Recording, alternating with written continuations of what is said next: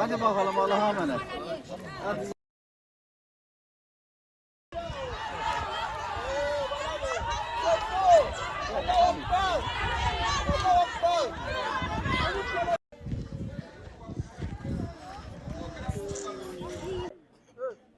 Bismillahirrahmanirrahim.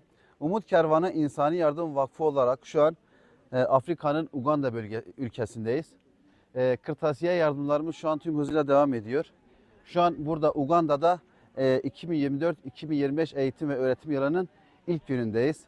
Buradaki öğrencilerimize kırtasiye yardımı yapıyoruz.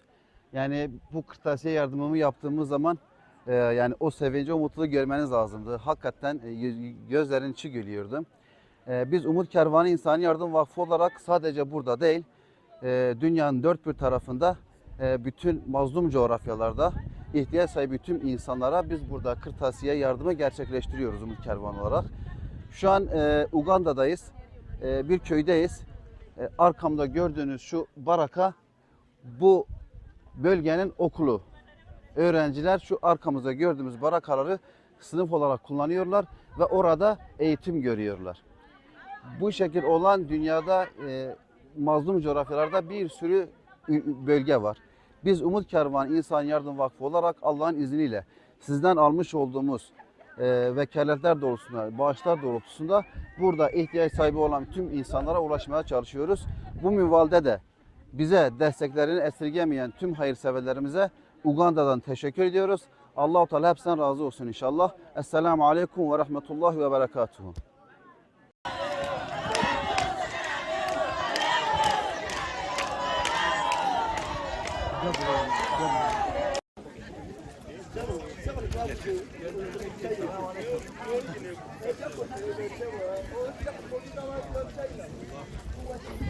Selamun Aleyküm. Selamun Aleyküm.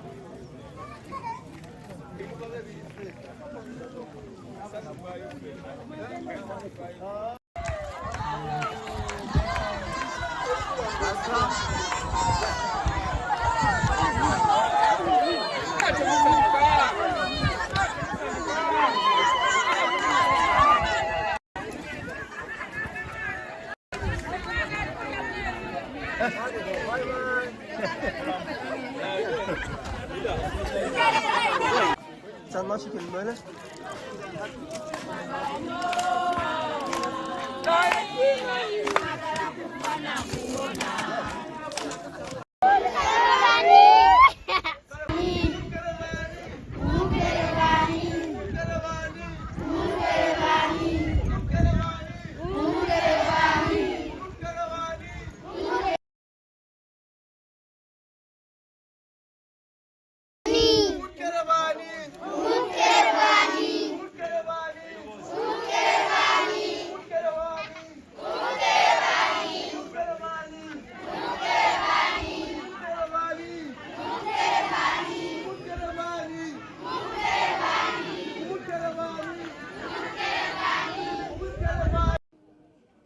Teşekkür Umut Kervanı.